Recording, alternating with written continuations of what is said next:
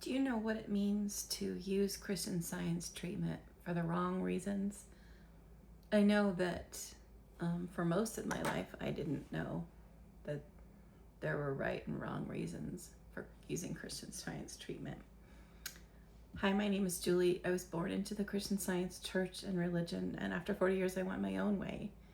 And that seemed to bring me back to what I feel like was Mrs. Eddy's original intent of Christian Science and what she says was the purpose of Christian Science, and that's the healing of sin, which is our belief that we're immortal, that we're the mortal personality, that this mortal universe, this material universe, is real instead of illusion, instead of effect, the effect of thoughts, not actual substance itself.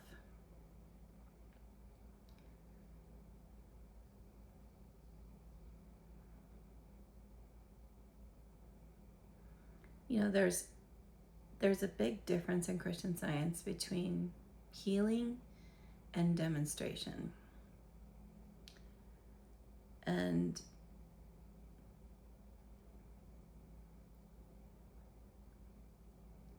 as a movement, we seem to have gone off into this place where healing all the problems, patching up our world, making us, healing diseases, healing financial problems, relationships problems, world problems, political problems, all that stuff, that's what we're about. And it's easy to, get distracted from, and think, oh, these bad things are happening. So obviously, Jesus said, heal the sick, cleanse the lepers, cast out evils, devils. Freely you have received, freely give. And Mrs. Eddy said that Christian Science is to, Christian Science brings back the lost element of healing in Christianity. And so I know most of my life I thought, well, we're all about healing then.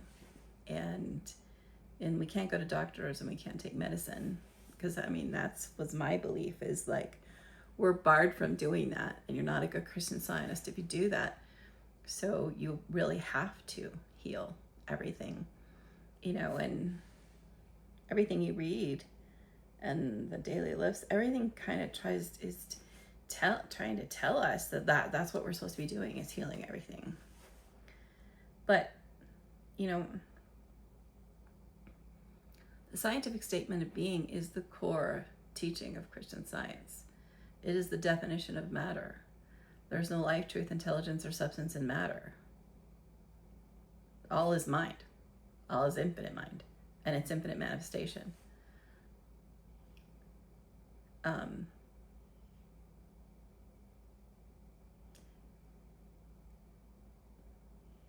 That means everything we see, everything we experience is mind. It's occurring in mind. In Mrs. Eddy's original teachings, she said matter held as,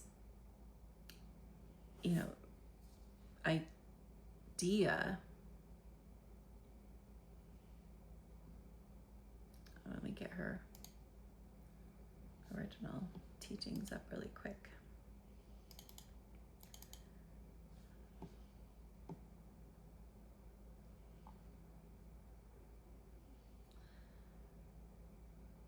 Matter held as shadow is the idea of God. It's an idea. If you see matter as not something substantial, it's the idea of God. But matter held as substance is a belief and error. So the premise is matter is not substance. It's the idea. It's the shadow of thinking. It's occurring in mind.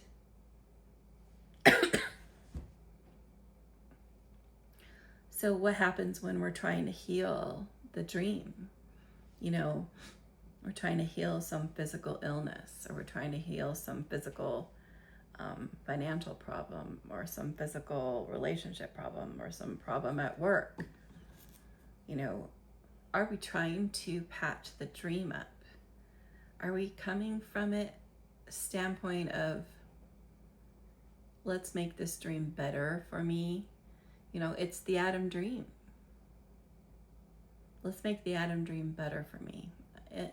And you know, to some extent, yeah, we shouldn't be suffering unnecessarily in this dream. But it's a prison. We're imprisoned in a false sense of personality, a false sense of I'm the mortal self living in this mortal world. And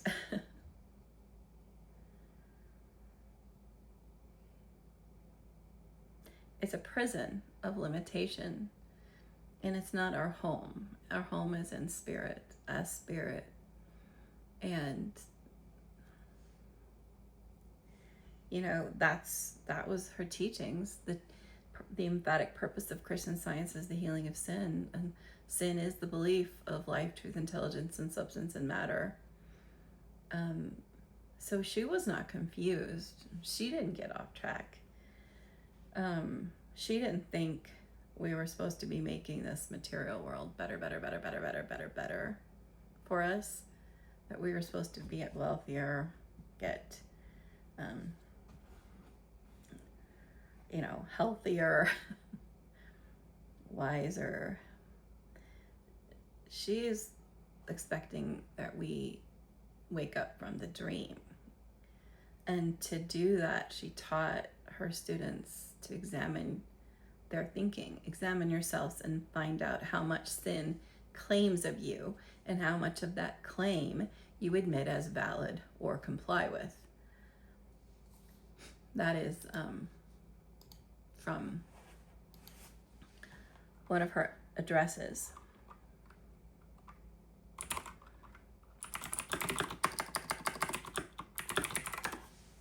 In Miscellaneous Writings, page 109.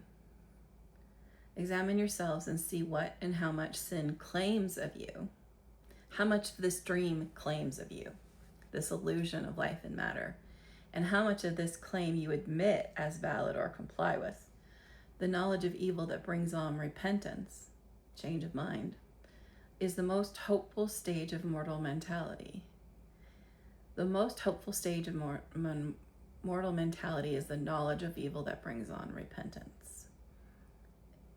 Is allowing the errors that have so wrapped you in the dream of life, truth, intelligence, or substance and matter to be seen. You know, allow the divine mind to uncover error. And you see it when the divine mind uncovers an error that has claimed you. You see it as an error and you're like, oh yeah, oh, I was believing that. Okay, yeah, I get it now. And then you repent, you change your mind, you have a change of consciousness, you shift away from that, you turn away from that error. You know, when the divine mind uncovers an error, the error is so apparent because the truth is just the truth. And you at the same time becoming aware of the error, you become aware of the truth that you weren't seeing. The error was blocking the truth. So the error is simply uncovers the truth. Seeing the error simply uncovers the truth. So many in the movement today concentrate on the truth. They think if they teach you the truth, that's all you need to know. And that's in the same article where she talks about this. She says, you know, to order to demonstrate, 3 cardinal points must be gained before humanity is regenerated and Christian Science is demonstrated. Demonstration. This article is about demonstration, not healing the body. And which is, it's going to ultimately bring what we call healing about. But demonstration is the right way to do it. She says the three things you need, and she says in this order, is a proper sense of sin, repentance, and the understanding of good. And what you find out is when you allow the divine mind to do this for you, to bring to the surface the errors that the claims of error that you've accepted, the claims of sin that you've accepted. And then when that happens, it comes with this, aha moment of, oh yeah. It's like a little chain that's been binding you gets unbound. The chain gets broken. And the repentance is natural because you don't ever want to go back to that way of thinking again. The understanding of good just comes with it. The error, having the error exposed uncovers the truth. You don't have to go around teaching everyone the truth. We spend so much time in class instruction on the synonyms, days and days and days on the synonyms and what each synonym means. And, my dad would get out his list of synonyms. There was a list of synonyms and the attributes of each synonym in one of the Bible lessons. I don't know how long ago. And with it were all these attributes. And that's what a lot of Christian Scientists spend a lot of their time on, is all the attributes. So if, God is love, that means I am loving, I am kind, I am patient, I am, generous. And I don't know, all these qualities, everyone is trying to teach you these qualities of who you really are. It's teaching you what you really are.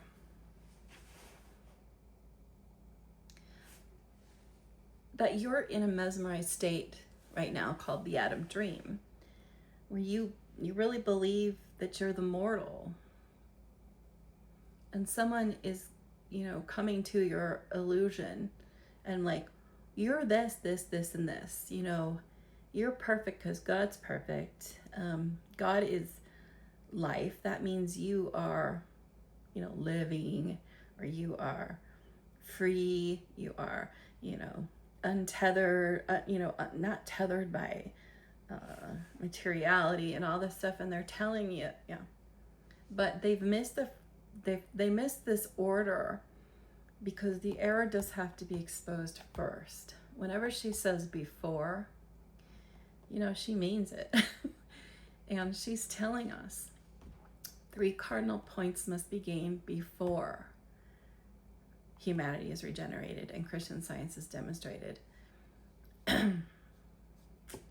And she says mortals' false sense pass through 3 states and stages of human consciousness before yielding error. 3.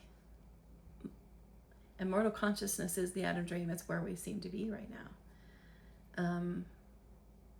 The deluded sense must first be shown its falsity through a knowledge of evil as evil, so-called. Without a sense of one's oft-repeated violations of divine law, the individual may become morally blind, and this deplorable mental state is moral idiocy. The lack of seeing one's deformed mentality, your belief that you're a matter body, and a repentance thereof deep, never to be repented of, is retarding, and in certain morbid instances, which is more and more today, stopping the growth of Christian Scientists. Without a knowledge of his sins and repentance so severe that it destroys them, no person is or can be a Christian Scientist. So Mrs. Eddy was not, what she was teaching is allow the errors to be exposed, the errors of your sticky points, that where you're believing you're the human personality. And the church today, the religion, they're just telling you the good stuff. They're just telling you what you really are, that you have unlimited energy, unlimited wisdom and, you know, like all these things to like really make you feel like you're this great, oh wow, I'm pretty cool.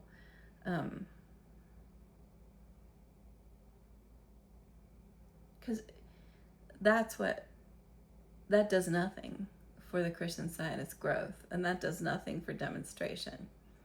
It's like this soothing tonic to soothe us, but it is not getting the work done that we need done. It is not demonstration. It is like healing. It is what, healing or treatments. It's with the sole purpose of making you realize you're a much better human than you think you are. Or, you have in your current state all these unlimited abilities. And that's all fine and good, but that's the understanding of good. That's the third step. And it comes with, it's like you already know it as a spiritual being, a soul. You already know all that stuff. But the state of mesmerism that appears to be this mortal self seems to not know it. But the mortal self is a whole claim. It's just a claim of immortality, the claim of immortal personality, the claim of the Adam dream. So there's a bunch of people, a movement of Christian Scientists who are sitting around trying to teach the Adam dream out of itself, the mesmerized state out of itself. Let's just teach it out of itself and treat it out of itself and just heal it, heal it, heal it, heal it, heal it.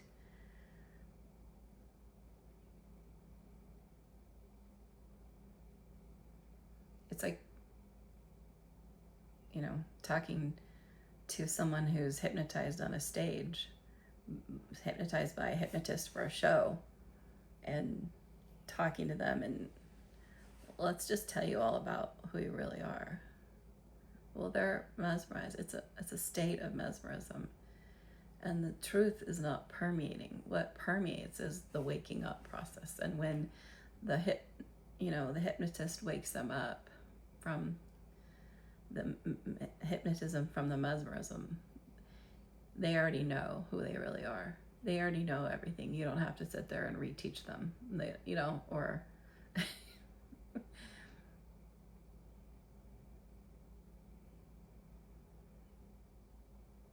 so with that healing that we think we see working in the movement, like when my dad was critically ill at the end of his life, he had heart disease for like 10, 15, maybe, a long time, but he'd finally given in to surgery, and he'd finally given into, because he was at death's door so many times. In the last few days of his life, or maybe week, he was searching frantically for different practitioners, and he got a hold of a practitioner that heals through mental treatment, using the human mind, the illusion, the mind that is the illusion, to heal another mind that's illusion. And so he started to see certain physical effects, like water draining from the body, that too much, water was being held. And so it started to come out. And so that was, something, oh, we're having healing. Oh, it's so beautiful. We're having healing. And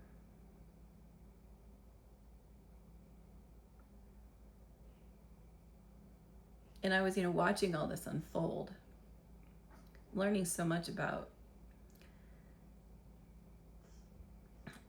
what it means to be trapped in this belief of healing the body for 80 plus years being a lifelong Christian Scientist, and all the struggles and the trials and tribulations he had gone through trying to get healed. And he really wanted a Christian Science healing because he felt that was the culmination. Like, if he could be healed of heart disease, that would be like a cherry on the cake of the whole, he would be, hey, I'm a Christian Scientist. I am like living the dream. And he was so afraid of the medical world, afraid and hated. And so I watched this unfold, and so water started, like the mental gyrations of this healer, teacher,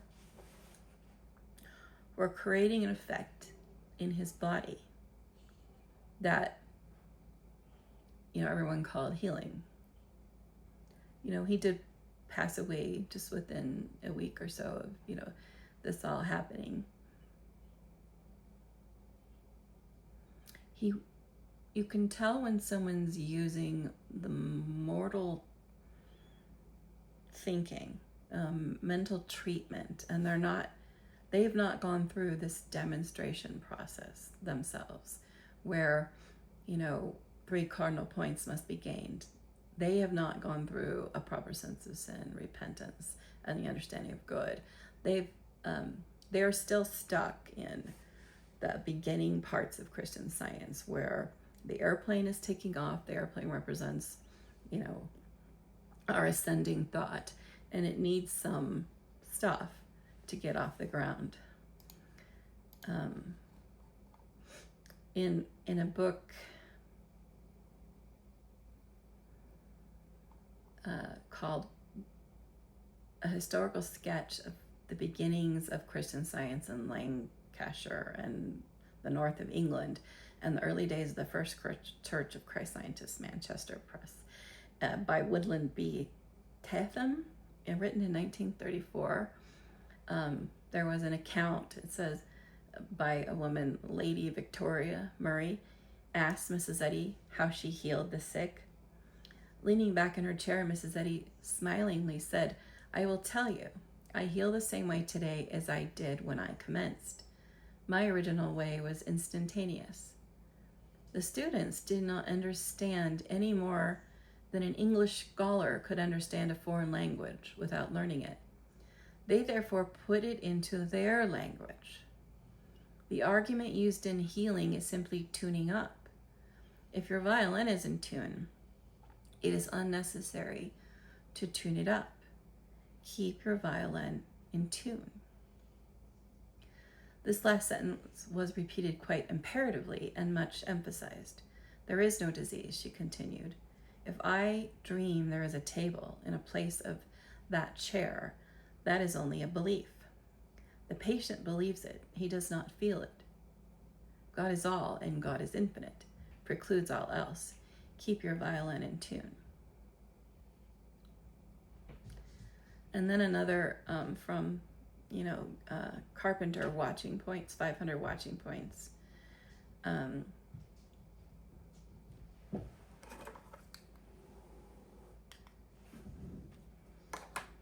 then in the 500 Watching Points, point number 127, it says, Mrs. Eddy's thoughts about argument.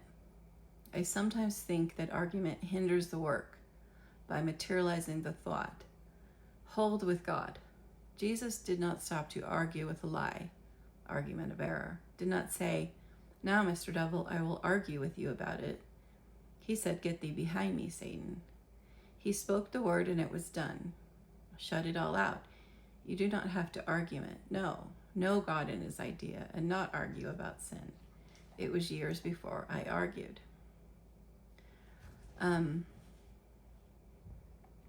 So if we think that argument and treatment is like a Mrs. Eddy thing and that she wanted that, it's clear everywhere that was not a Mrs. Eddy. That was something she simply gave to students to start working getting their thought working in the right direction. In fact, in Miscellaneous Writings on page 352, in the fallibility, an article called Fallibility of Human Concepts. She says there is not sufficient spiritual power in the human thought to heal the sick or sinful. Through the divine energies alone, one must either, two choices, get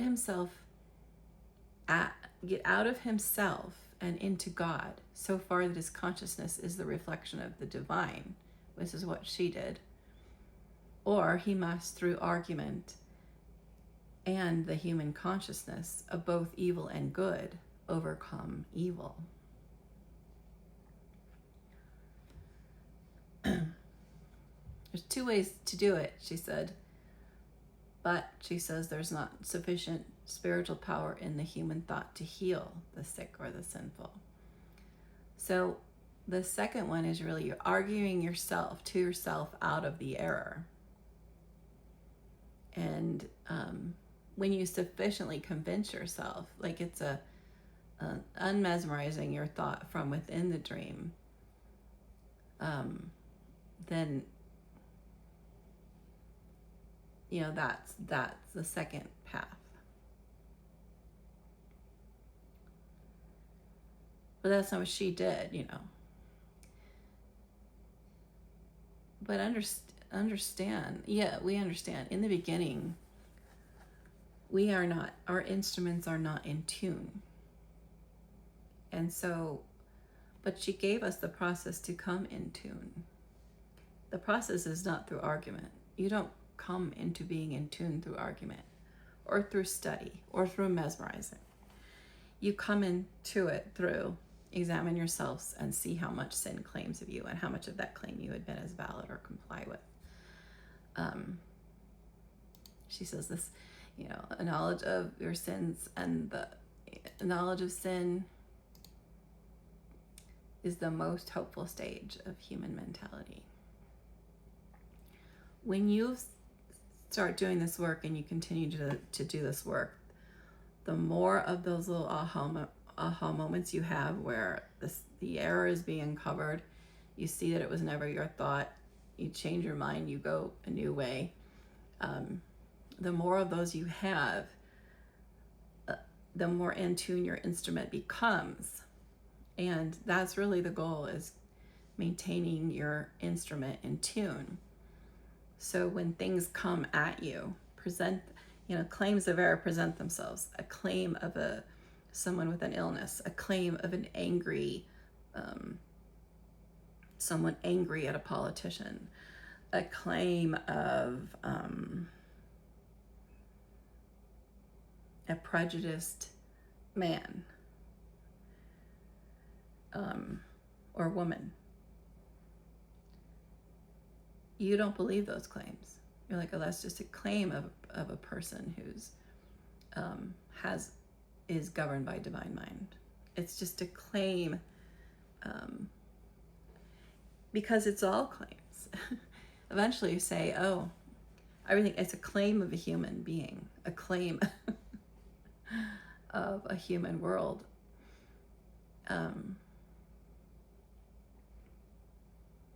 So your instrument will eventually be in tune. And that is real demonstration. And that's what she says in that article on page 107 of Miscellaneous Writings, That's what demonstration is. And if she had thought demonstration was something else, she would have said it.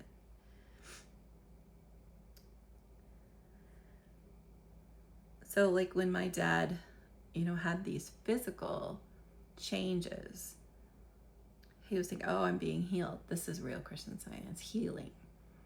And everybody dances around, oh, we're having healing.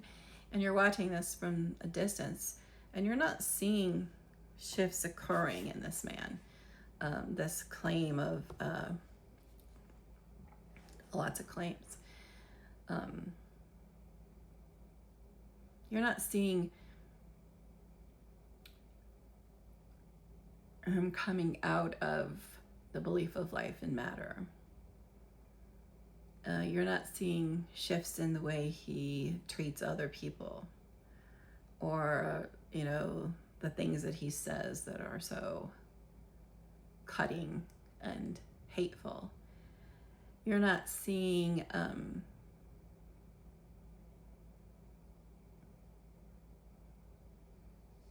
changes within.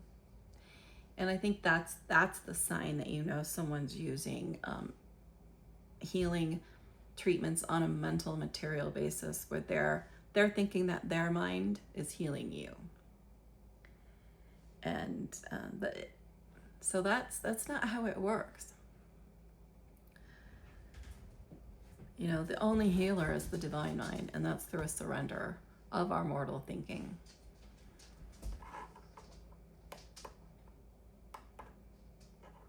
And that really, you know, if you're not getting this, there is an underlying thing. There is this deeper thing that we're starting to get to. We're starting to get down to the real nuts and bolts of what Christian Science brings to mankind. It's the human thinking that is the problem. It's the human person, the belief of being a human personality and living in a human world that is the problem. And that is sin.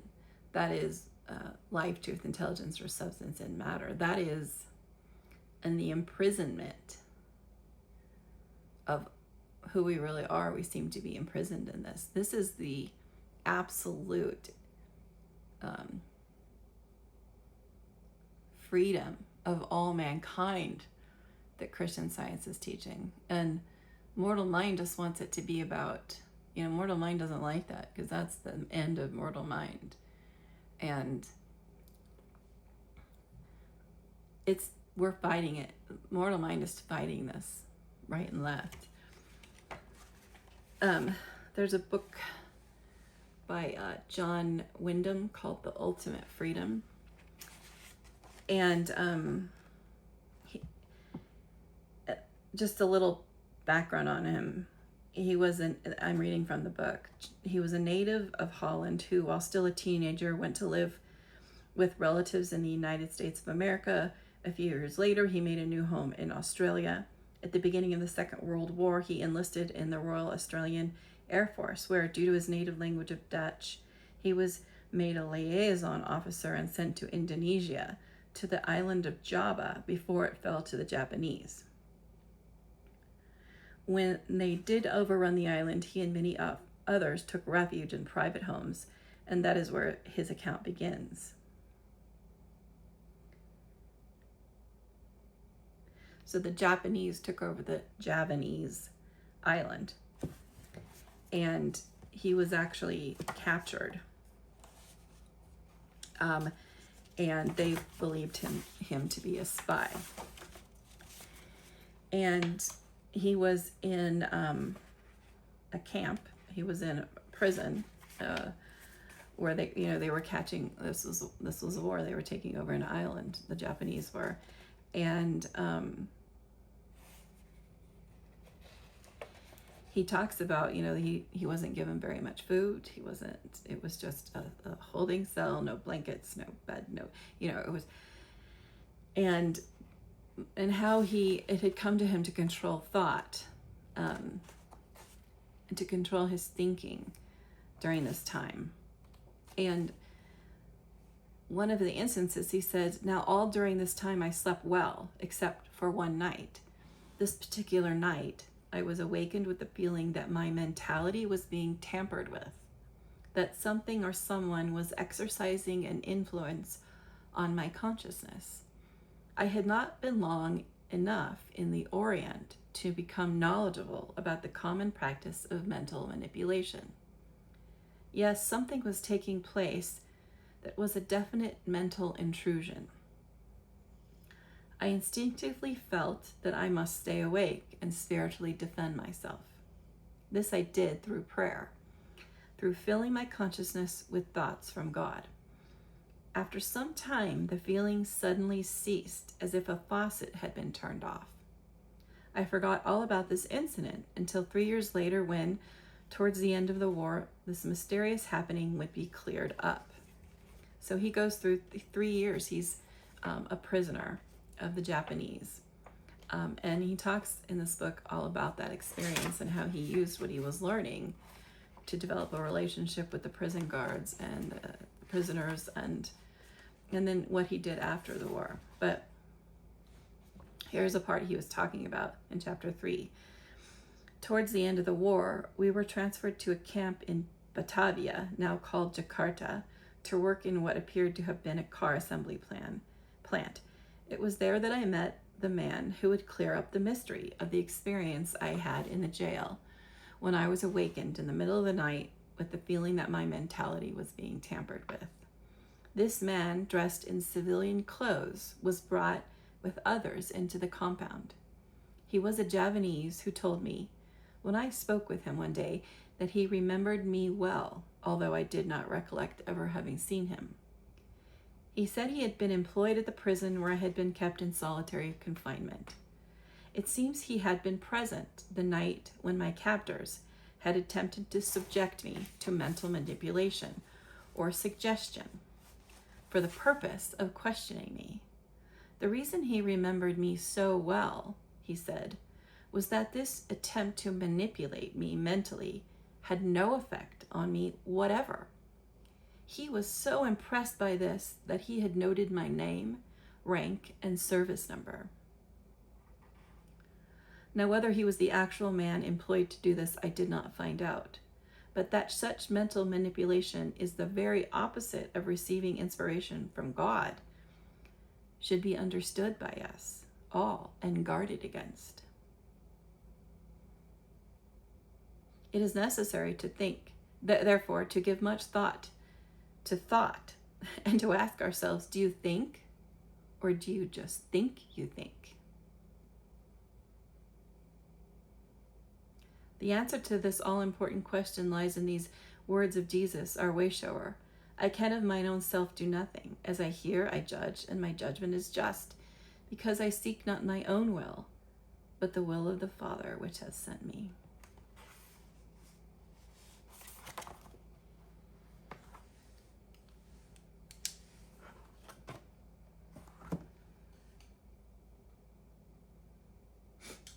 The human mind can be used for good or for evil.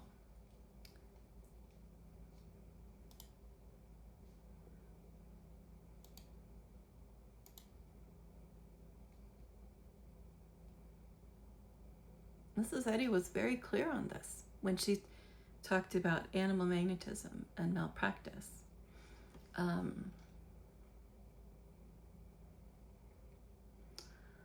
Like in Science and Health 447, we have no authority in Christian Science and no moral right to attempt to influence the thoughts of others, except it be to benefit them.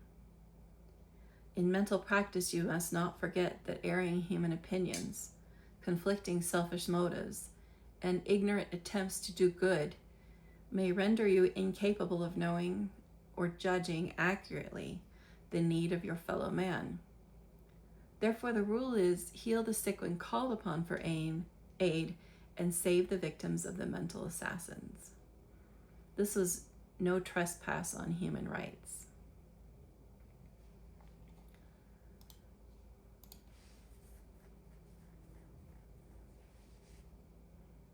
And then a miscellaneous writings, page 12. Mortal mind at this period mutely works in the interests of both good and evil, in a matter least understood, hence the need of watching and the danger of yielding to temptation from causes that at former periods in human history were not existent. The action and effects of this so-called human mind and its silent arguments are yet to be uncovered and summarily dealt with by divine justice.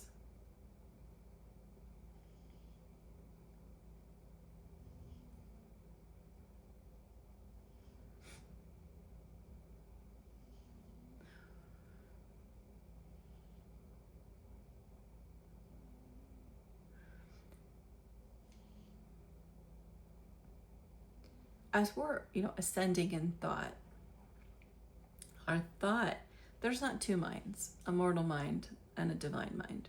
There's only one mind, but we call it different things while it's in different stages of existence. When you believe you're the mortal, when the claim came to you that you're mortal, that your material universe is mortal, we call that mortal mind. We call that human egotism. We call them the little I. While you're ascending in thought, where you're releasing these errors as they're presented to you by your true self, the divine mind, we often refer to it as human consciousness or the Christ consciousness, where it's that stage in between where you still believe you're mortal, but you're believing it less and less and less and less every day. And then there's the point when you for all time realize and come back again to your true self, that you are the divine mind. That's your mind. You are that. So there's not like three of us, there's not two of us, there's not four of us. There's just one, and we give it different names. So when we are thinking from the basis of inside the mesmerism, then it's called mortal mind and mental treatment on mortal basis. So with that, within that, people have learned how to use the mortal mind to manipulate. Hypnotists know how to use it to hypnotize, or what some of them will call dehypnotize. They think, mesmerists use it. Even manifesting, the current thing about manifest your dreams. Manifesting uses it. Obviously, in the book, the Japanese use it. I believe they still do. Many world governments know how to use the mind to manipulate. Propaganda is a way, it's a more open way to use the mind to manipulate, but it doesn't have to be that obvious as propaganda is. Actually, commercials where, they're commercializing, or they're trying to sell a drug when they're telling you all these horrible things about this disease. That's using the power of mortal mind to try and convince you these diseases are out there and you got to be scared of them, and they're the only ones that can help you with it. But a lot of it is more subtle, and it's really like, as a Christian Scientist, it's your right to know that's happening, and she doesn't cease to talk about it. Mortal mind at this period mutely works in the interests of both good and evil in a manner least understood. Hence the need of watching. She had watchers in her home,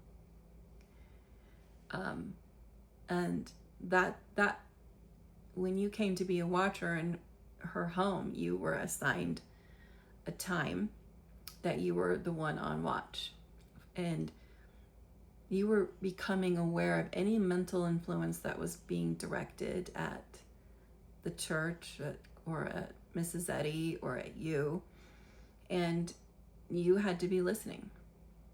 And within that listening, you were like allowing divine mind to reveal to you what the errors were that were being presented to you.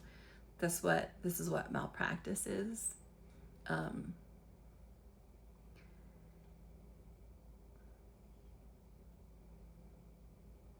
If you read, I think it was as I was praying about this last night, because this video is in a response to a question that someone had, in which, so I was listening, and I was just I was looking at my bookshelves and the biographies were coming out to me. I know that I like the Peel biographies. They're big. There's 3 of them. There's 3 big, biographies by Robert Peel. And I've read them and I like them. And they are helpful. You always have to watch when you're reading a biography that, the biographer is still writing from a state of mortal mind. You don't know how far they've ascended in thought. The clearer that they've ascended and the further they've ascended in thought, the clearer the writings will be, but you always have to just be alert that they're still writing, as in the belief of being immortal. There's the Peel books, and there's the Gottschalk. Gottschalk, he worked at the Mother Church. He wrote this while he was working there. This was, and this is one of my favorite books, Rolling Away the Stone. But it does help, I guess it does help to read these biographies to get an idea of what Mrs. Eddy went through with these mental influences that were being directed. Mortal mind has a vested interest in Christian Science failing, and the true Christian Science, real Christian Science, failing. And so, to really read the accounts of what Mrs. Eddy went through to bring these truths to us, to get to a point where we could start to learn them, and start to get what she was saying. It was a very, the books are, the Peel books, the Years of Trial, the Years of Discovery, I guess, is the first one, then the Years of Trial, and then the Years of Authority. And this is what we're talking about. This is what Christian Science is about. It's the silver bullet to evil. And evil is, just the belief that we are mortals, and that as a collective mortal mind, we're only one. I know we always say, oh, it seems like there's many minds. It may seem like that, but mortal mind there's only one, because there's only one divine mind, so there can't be more. So within mortal mind, it is a constant attempt to not wake up.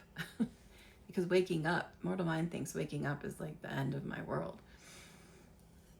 We think it's the end of our world until we start learning Christian Science, and so we start learning the truth. So Mrs. Eddy had many experiences with mental, manipulations used against her by students, by all kinds of individuals, and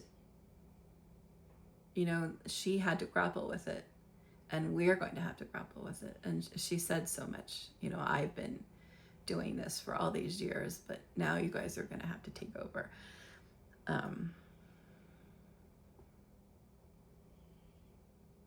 And if you don't, she said, Christian Science is going to be lost for another 2,000 years.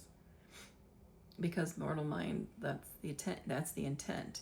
And if you look at the church and the religion today, it's a very superficial place of, hey, we know we can give you a treatment, and we can teach you how to do treatments, and let me give you this list of synonyms and the attributes, and here's who you really are, and let's focus on this. And it's like, here, let's concentrate on this. This is what's important. But what's really important has been buried so deep that even teachers and practitioners don't know that the treatments they're giving are mental manipulations. They are hypnotism, they are mesmerism, they are using the belief that you're well, trying to change your belief that you're sick to a belief that you're well. It's still well within the dream instead of well as I woke up and now I realize I'm not mortal anymore. And of course, it was a step in the right direction to use mortal mind for good instead of for evil. Sure, that's a step in the right direction. Yeah. Like John Wyndham was saying, before he had this moment where his mind was being manipulated, he was being told control thought. And to control thought, you're doing that from within the dream. I can read a little bit about what he said about what he was told, how he was told to control thought.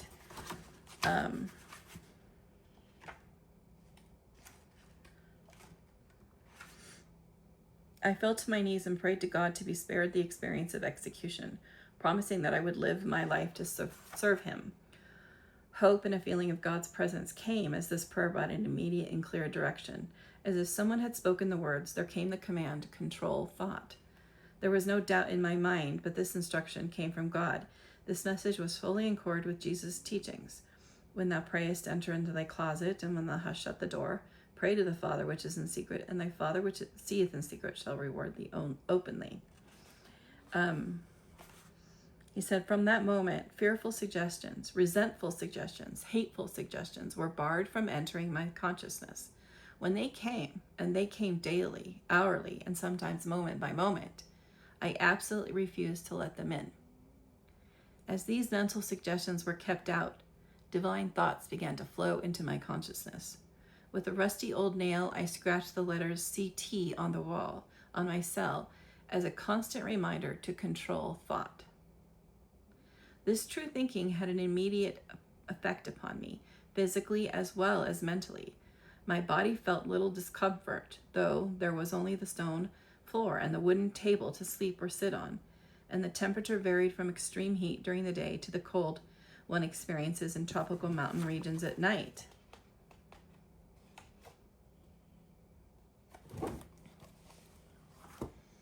So he was led to control thought, and that was from within the dream. He was led to argue and control the suggestions coming to him as hopelessness and fear and worry and cold and heat. And that in the beginning, definitely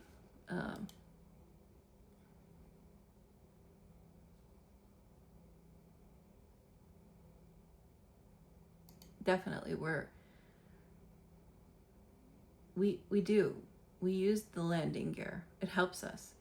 Mrs. Eddy didn't need it. She didn't come here needing it. She came here to play a specific role. She appeared to us, and that appearance was playing a specific role to teach us. And so she didn't. When she had her moment of revelation in 1866, after she had fallen on ice and almost died and had this revelation of the life as spirit and not in and of matter, that was her waking up moment.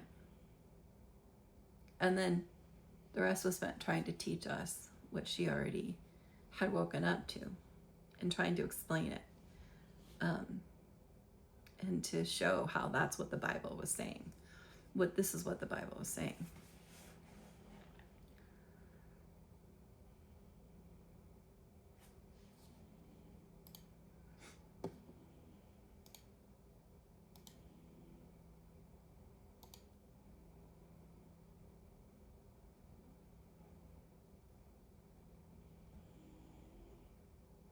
I know that Bicknell Young, and he has an article called The Unfolding Idea. In that article, he says the only thing one can demonstrate is his unity with God, because that is all that is true.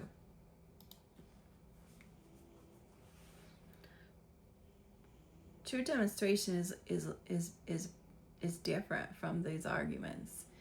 Yes, we need them in the beginning, but if a teacher has a big practice, or a practitioner has a big practice, and tons of people are being healed,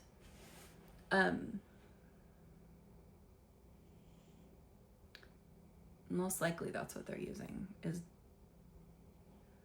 they've harnessed the power of the mind for good, of mortal mind for good, and that's what they're using. And they may sometimes be having revelations, boom moments, where it's actually the divine mind then taking the reins and healing the situation. Or we never really heal. Nothing really ever changes. Just the truth is uncovered. Because we never really were the mortal. We never really were sick. Because the sickness, all that stuff is in the dream. Once the dream is no longer a reality to us, then none of the other stuff is a reality to us.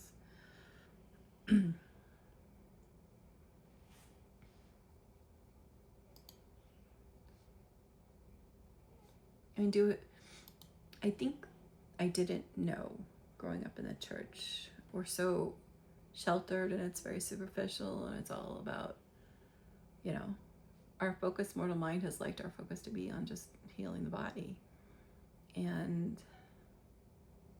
this deeper stuff, it's in all the watching points, carpenter watching points, which obviously the mother church doesn't like, because it's not authorized, and they say they can't verify that all of these were actually something Mrs. Eddy said. And not all of them are in there, things that Mrs. Eddy said. But so they want to be able to verify those for you, so they can tell you if she actually said it or not. And because obviously they don't want you to trust God yourself and have God show you. Like when you're reading the biographies, you want divine mind to be showing you what you need to see and what you don't really need to worry about. It's the same with anything else. So luckily there were Christian Scientists in the movement who were going deeper, and who were sharing deeper truth and deeper the deep part of Christian Science with others and with their friends and family and some teachers. And we're lucky. And it's not luck. Obviously it's not luck. It's all the divine mind acting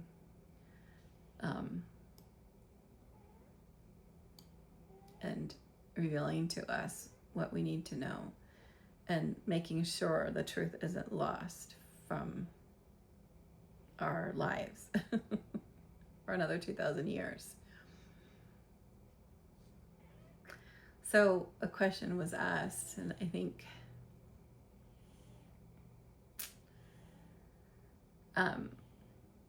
this is all the setup, like we really have to understand, if the human mind is used for good, we call it healing treatment. If the human mind is used for bad, we call it malpractice. The people that were trying to bring down the church, there's Jesuits, there's for most of the history of Christian Science, Jesuits and other Catholics have prayed against Christian Scientists. So they have been using the power of the mind to hurt Christian Scientists.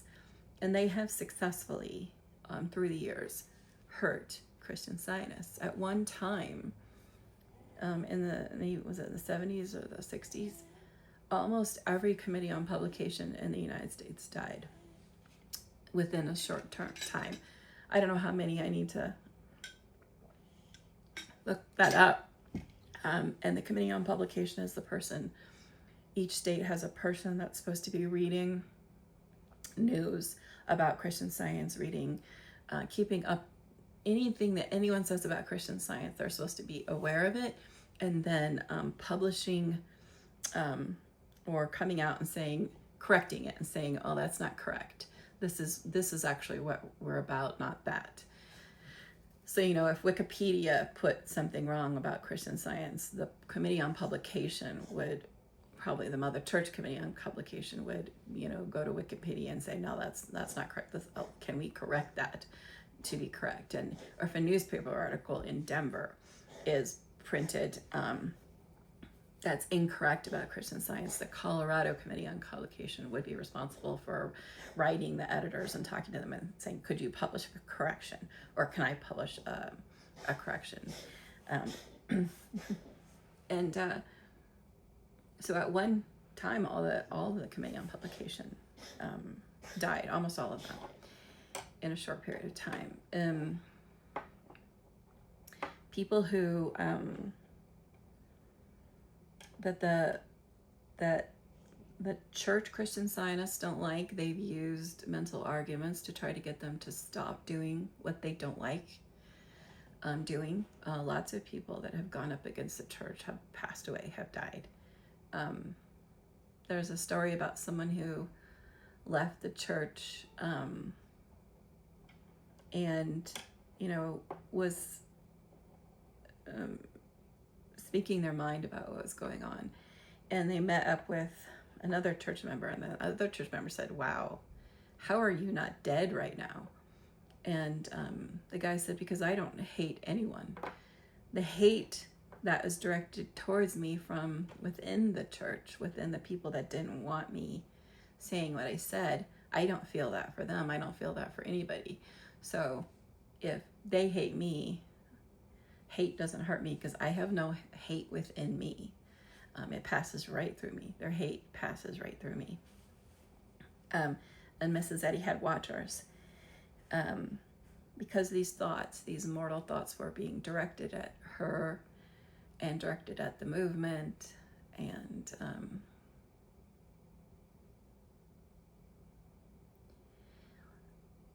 it seems like we, as a movement, we hid this for a while. We hid all of this deeper stuff. I suppose we didn't want to concentrate too much on error, evil, mortal mind.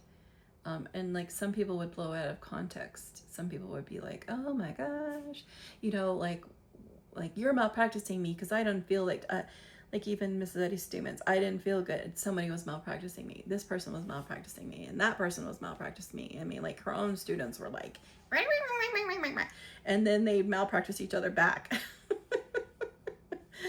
And she was like, she was like, the mortal mind let loose can really cause a lot of problems. And so and that's the reason why class, I believe, was so secret in the beginning, because in the beginning years after Mrs. Eddy's death, class was about handling these mental influences and learning that these mental influences were going on and how to handle them. And so people were taught not to tell others that they were going to class, not to tell others while they were there.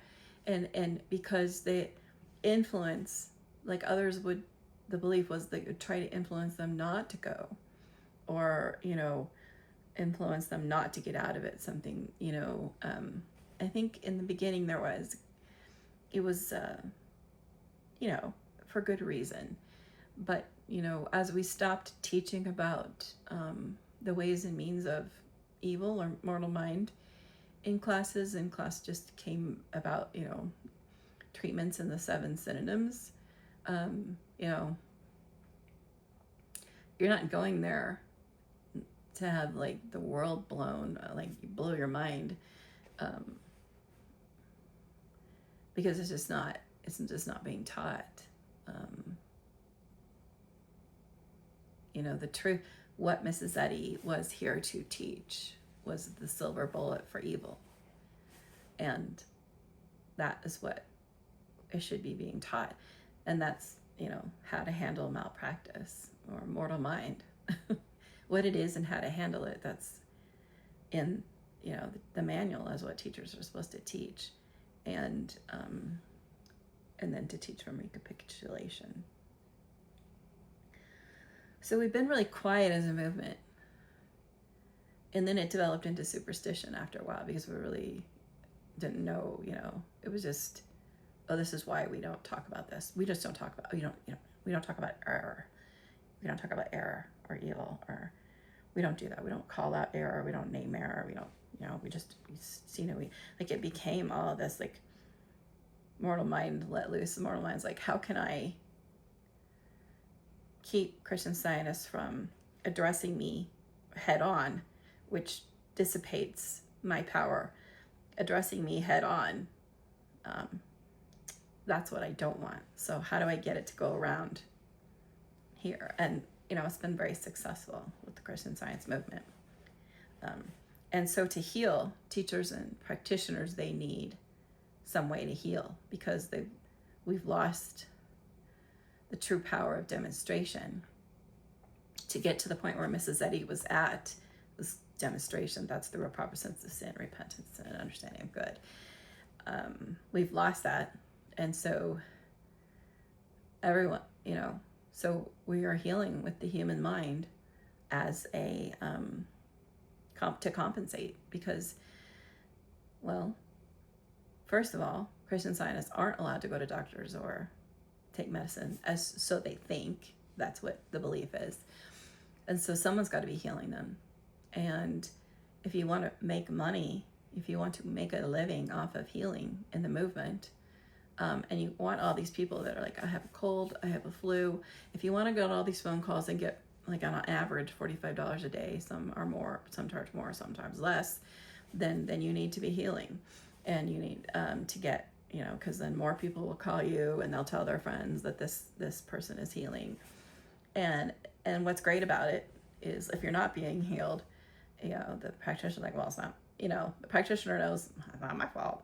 And the patient has been taught, it's my fault. If I'm not being healed, it's my fault.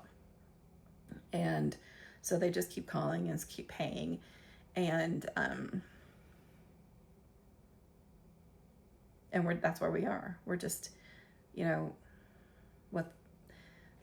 it's the money changers all over again.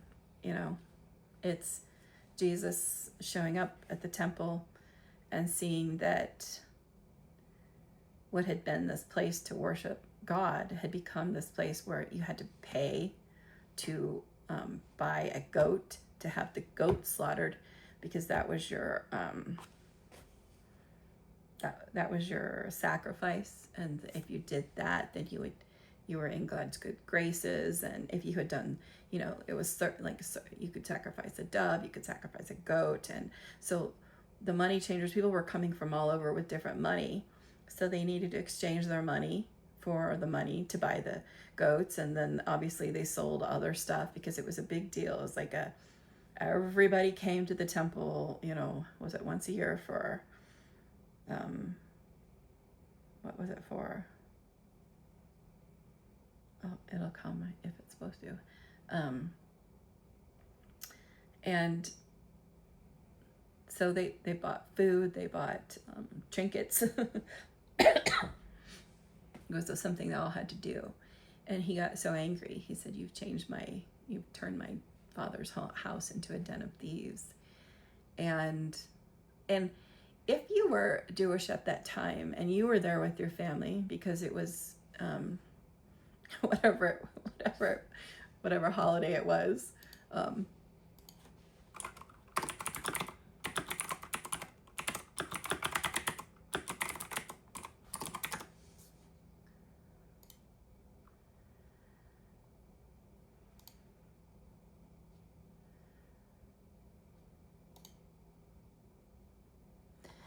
I'm finding it. So Palm Sunday, I think that's what it was. Or is that what we call it now? It might be what we call it now. If you were taking your family to the temple to sacrifice, and you'd walked 200 miles, to get there, and you guys were, this was something you'd been doing since you were a kid. Your parents did it, their parents did it. It was just, it's what you did. You might have been like, what the heck is this guy? And they were like, what are you talking about? What are you doing? This is what we do. You're Jewish, aren't you? Like, this is what we do. This is how it works. This is what our fathers, this is what's in the Bible. This is what Abraham taught us. This is what we do. And so you could understand how they would be like confused and like, no, we're not having this. And wasn't he crucified shortly after that?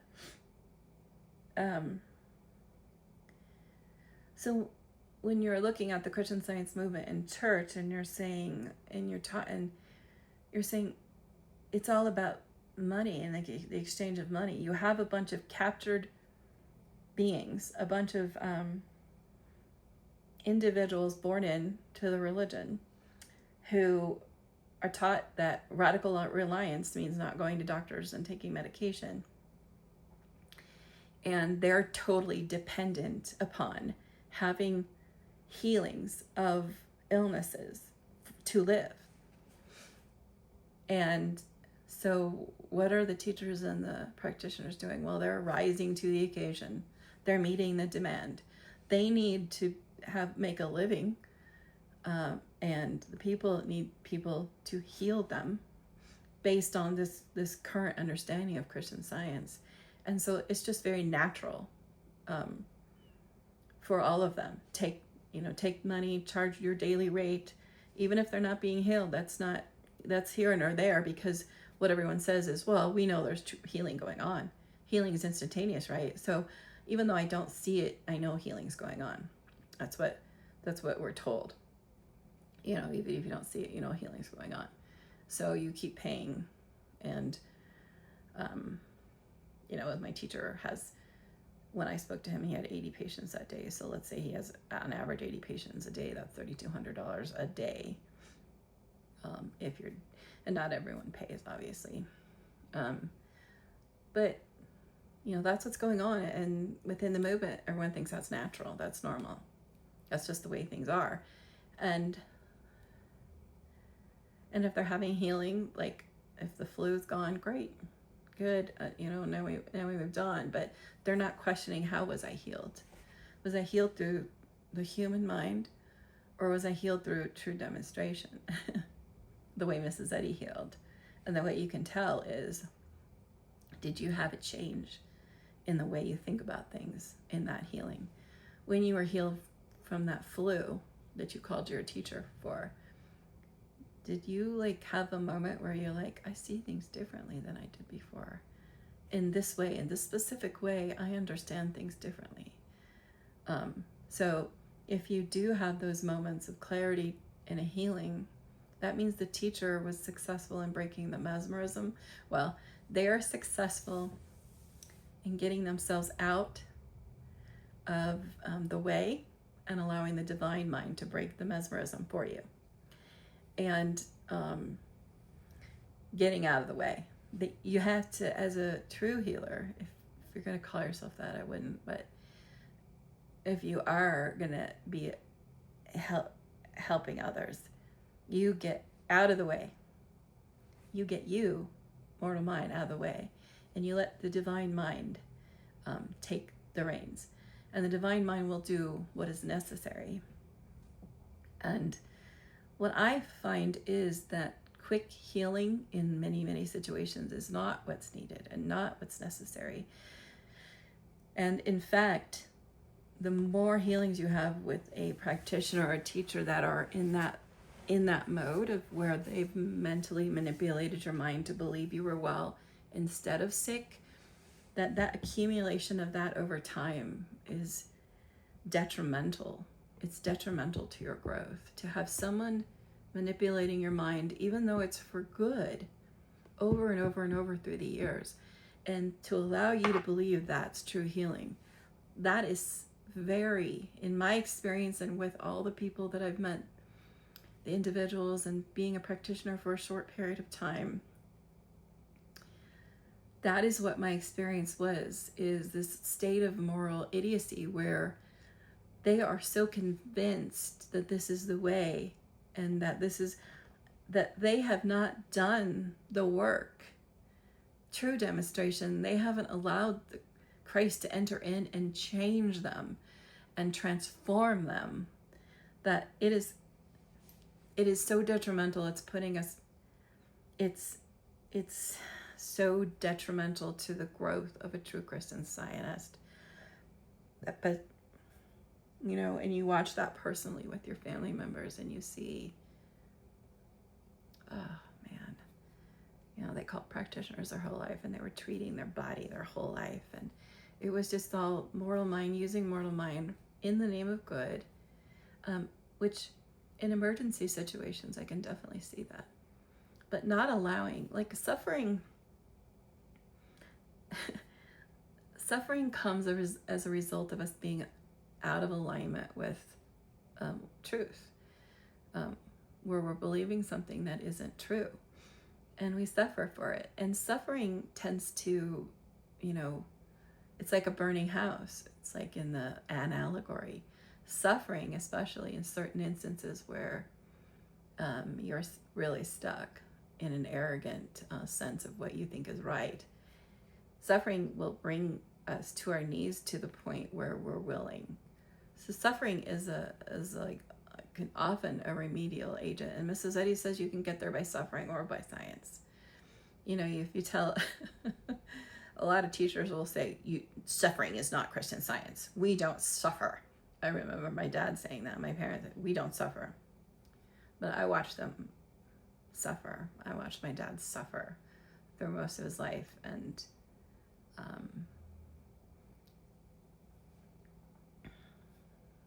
so I think that, and the suffering was intended. It's not brought by God. It's not by the divine mind, but the divine mind isn't going to jump in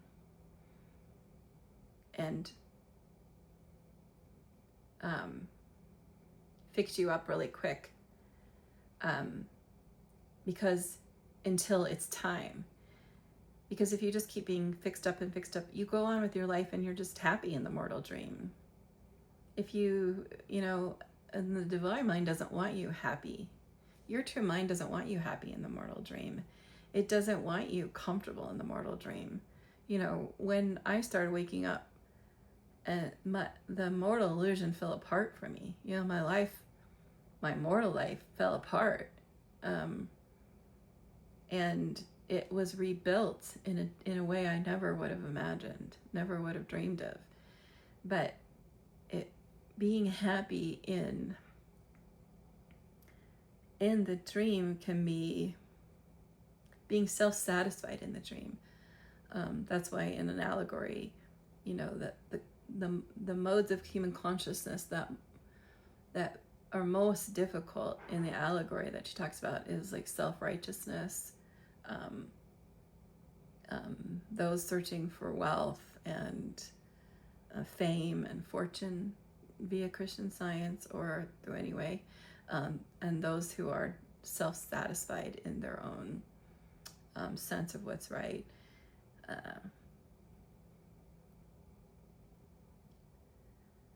Those are some of the more difficult human concepts to break. The divine mind can do it, but suffering, like in an allegory, the houses, these people do not come and follow the Christ, these human, until their house has been burned down, until everything has gone wrong. And that's how it was for me too.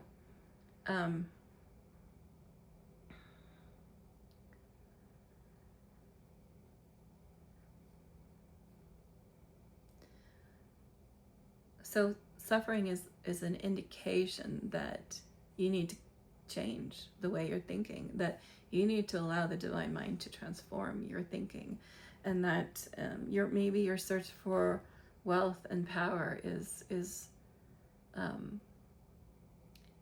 problem for you, because it's taking you so far into the dream that how are you going to get back? and all these different, maybe your self-righteousness is like you're so sure that your way of seeing Christian Science and the world is right that you're so far into the dream. You know, it's going to take suffering. And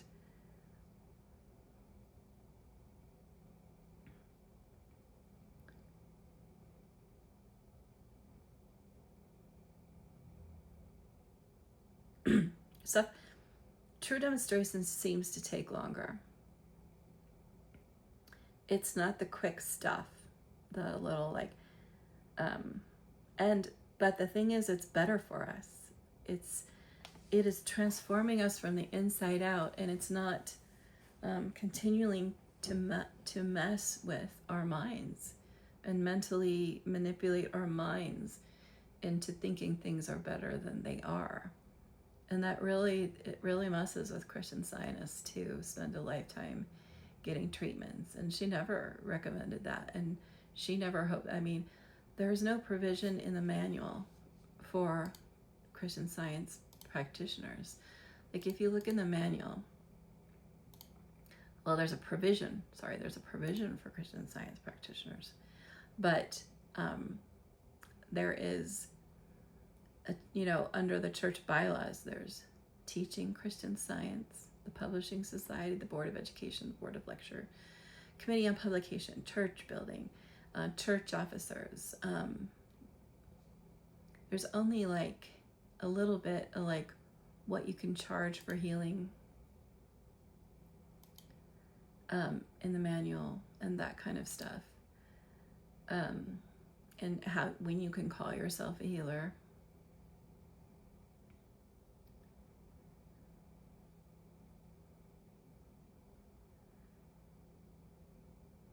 But her intent was everyone can heal, everyone can do it. You don't need practitioners. And that's why she gave this huge chapter. And you're only ever healing yourself. So it will help others as you do your self-examination work. And when others ask for help, you do your self-examination work just like you always have, and that's what helps them. It doesn't change. The way you work and the way you do doesn't change if you're a true, healer or whatever. It doesn't change.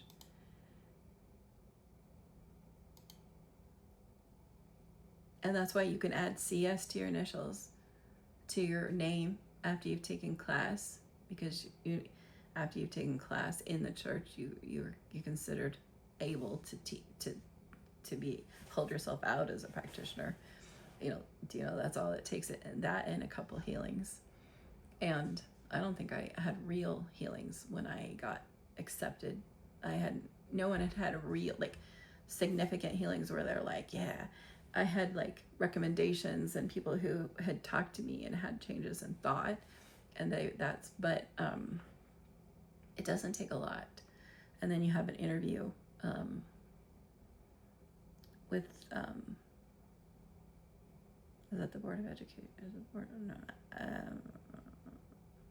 I'm not sure. I can't remember what office you have an interview with. It's the office over practitioners. Practitioners are as varied as anybody. I remember them asking me, do you take medicine? I said, well, do you have Christian Science practitioners that take medicine?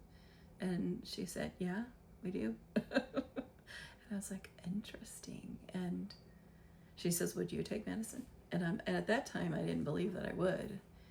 And I said, well, no, I don't think so. She said, well, why? I said, I suppose because when people are calling, they expect that you're not. And she was fine with that answer.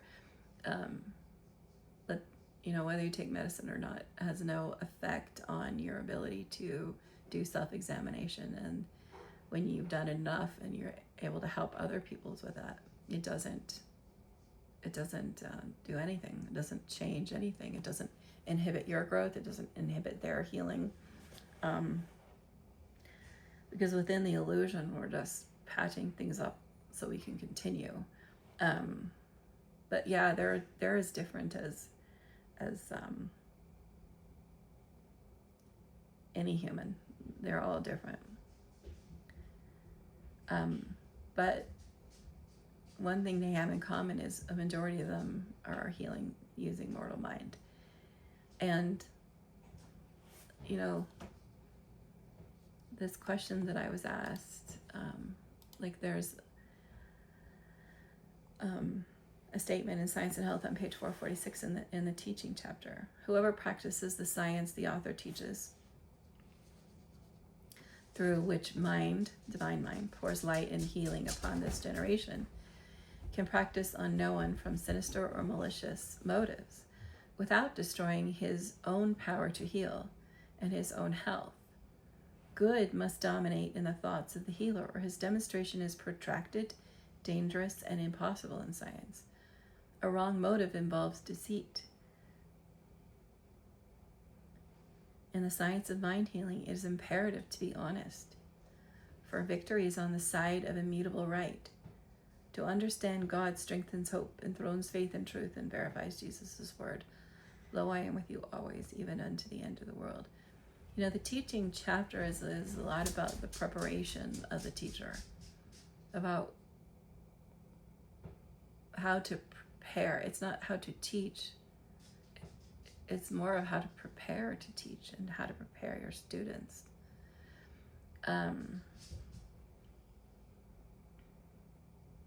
Because we're supposed to be teaching teachers in the church have to teach out of recapitulation solely, and they have to teach how to handle malpractice. That's it. That's what the manual says. And if there's some secret document where the church has told them what to teach, we don't know about that. And so we can't be sure what the church has told them.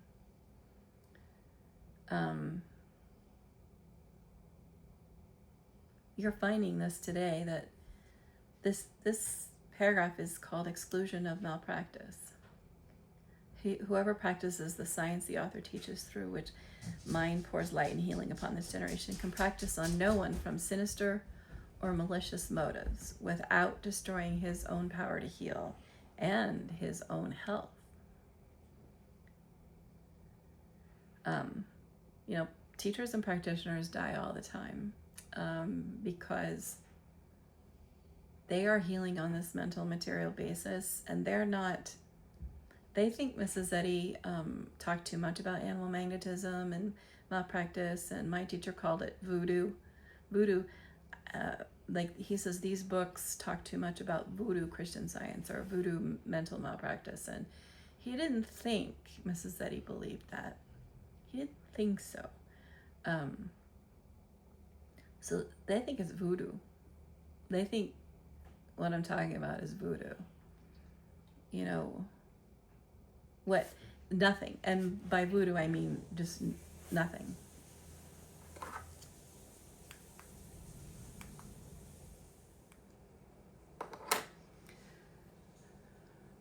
So they didn't, a teacher died maybe 10 something years ago, who was becoming very popular. He was super popular. I think he had just become a teacher. He had been lecturing, and he passed away very suddenly. And he was one of those, very liked, very well likable. You went to his lectures and you're like, oh, this is awesome. I like him. I like the way he teaches. But this is Christian Science we're teaching. This is the silver bullet to evil. This is what the underbelly of the beast. Christian Science is the silver bullet to the underbelly of the beast, and it's serious business. And those who don't see the seriousness of it, that they hold themselves out to be healers, it can be bad for them. If they aren't taught correctly, like our teacher didn't teach us anything about this malpractice, and very little, like a half a day, and it was like just The problem is if you believe the lie, just don't believe it and just don't listen to mortal mind.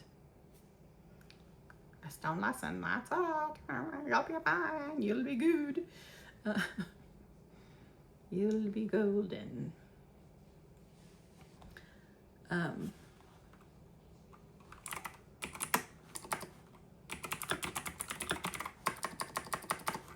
a lot of people think that the hidden, the mortal mind, all it wants to do is get us to not go to church. Like if you resign from the church, or if you've graduated from the church, well, that's mortal mind. If you don't read your lesson, that's mortal mind, the influence of mortal mind. They use it only in or mortal mind convinced you were sick, or mortal mind is the cause of the illness. Mortal mind's always trying to cause illness. Mortal mind's in control of the medical world, trying to make the medical world the be-all and end-all healer, instead of Christian Science as the alternative healing. I mean, that's, if you were to put up a sign for the Christian Science Church, like, hey, alternative healing. I mean, when I had an ad out on Google, when I was, a practitioner, your only choices is alternative healing. You can't, there's no other choice for I'm a Christian Science practitioner, or I'm and alternative. And that really does, it's that's what we think we are.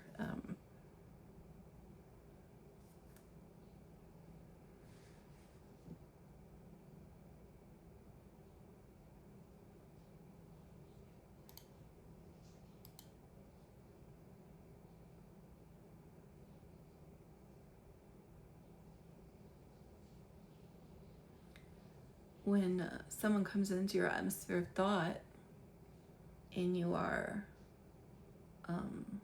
in tune, you're aware of the errors that are claiming them, and you can feel the errors that are claiming them. It depends. I think we're all different. I experience the errors that are claiming them physically. I experience them mentally. I experience a disruption in my being, and each time I have to work out of it as if it's my own, because we're all one mortal mind. So you only work at anything as if it's your own. So you're doing the self-examination, you're listening, and you're allowing the divine mind to bring up the errors and to show you the truth. And but if you're not in tune, and these mental influences are coming at you right and left, as if you're a teacher and you're a healer or a practitioner, and these mental influences are coming to you as people are calling the mental influence of whatever error they're experiencing that's claiming them. You are, if you don't know what you're doing, that will claim you too when you come into their atmosphere of thought with the intent of helping them. And that's why people die. That's why practitioners die and teachers die, because they don't know this. They're not alert. And it's also why they go off in their teachings, why they stray from Mrs. Eddy's teachings, is the thoughts of those around them are influencing them, and influencing them right out the door of Christian Science into power of positive thinking, into manifesting new thought. And they don't know it because their instrument wasn't in tune to begin with. And when your instrument isn't in tune to begin with, starting to help others is, it can be, is dangerous. And she says it's dangerous.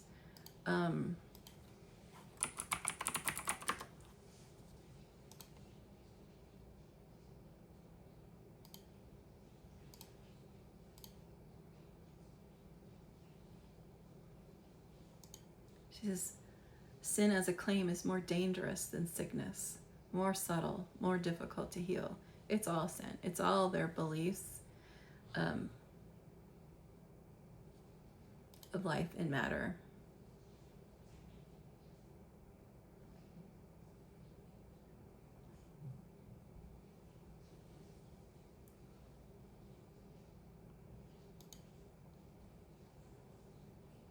Watch.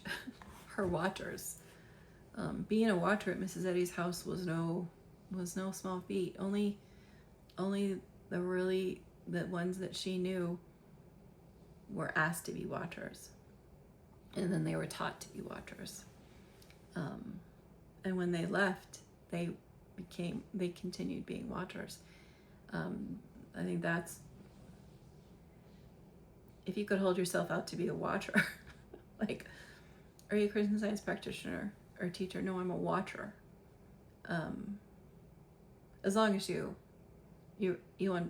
understand, you're watching your thought, you're guarding your thought against the mental influences of the rest of mortality. But especially the ones coming into your atmosphere of thought.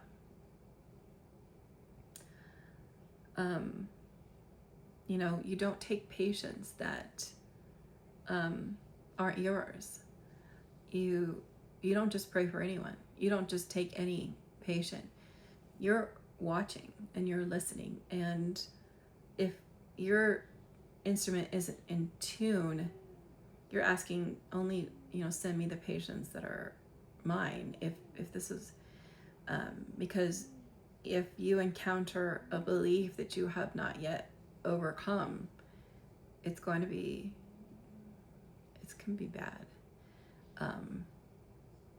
Not to scare you, the goal would never be to scare anyone, but it'd be, you have to understand what you're up against. The power of mortal mind, you can read articles every day about how people are being healed through the power of mortal mind. You can,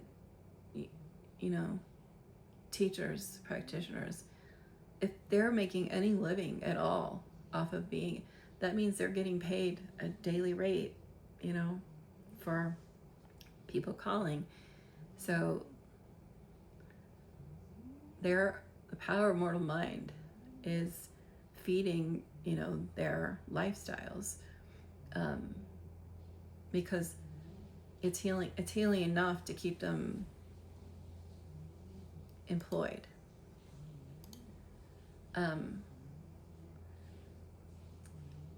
So you can see what, it's a cross. The cross and the crown in Christian Science are no joke.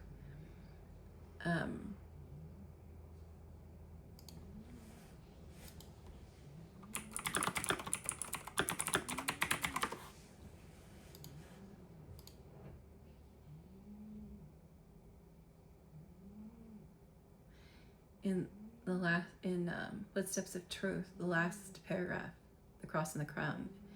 If you launch your bark upon the ever agitated but healthful waters of truth, you will encounter storms. Your good will be evil spoken of. This is the cross. Take it up and bear it, for through it you win and wear the crown. Pilgrim on earth, thy home is heaven. Stranger, thou art the guest of God.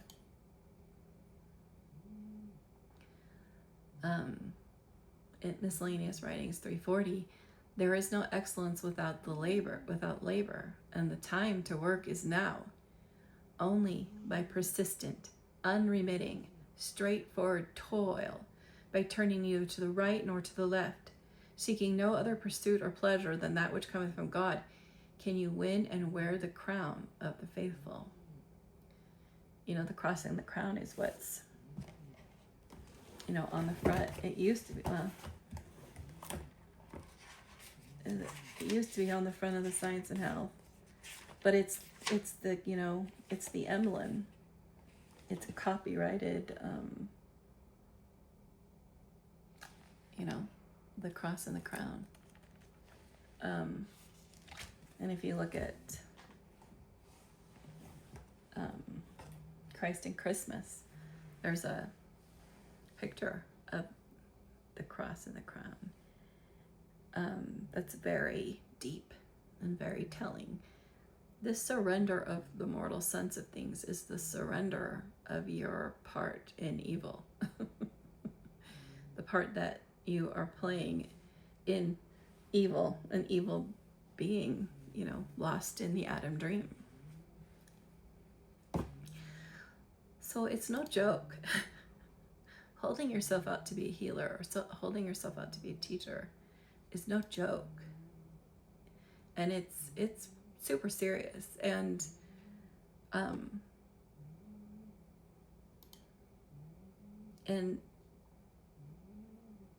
you will for a period of time, I suppose, be able to heal through the mortal mind.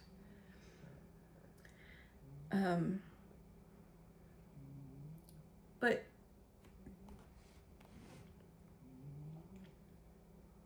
once you know what you're doing, that you're mentally manipulating people to believe in a health instead of a belief, to a belief of health instead of a belief of illness, unless you're using Christ healing alone. And Christ healing is the total transformation of an individual, which doesn't happen. We like to say instantaneous. Everything is instant. Well, because now is all there is. You can say everything is instantaneous because we know that now. But it seems to take time, and it seems to take, like, if someone is really open and willing to be healed of they've got cancer or something like that, you supporting them in that, it's going to take them on this journey of events in their life that they deal with and confront and overcome, and errors that surface that they didn't know that was there. There's true healing. It's going to transform the individual from the inside out, and you're not going to make you're going to charge them $45 a day for the whole time that takes for them to transform their lives. That's really something, so that's why I don't see the practice of being a Christian Science practitioner continuing, because true healing needs to happen. Christian Scientists need real transformation, and they need that in order to, when people look at Christian Science, all they see is this superficial nonsense, and that's not going to spread the truth. It's not going to help anyone who's looking and searching and just happens to find Christian Science. No, we have to be living it and demonstrating it to the degree that our lives are. We see the transformation in our lives, and we see what it does to our lives, and that, wow, we're the people that know we're not material beings, that know this material world is illusion and it doesn't affect us anymore, and we are can help others then, instead of right now we're the people that don't go to doctors.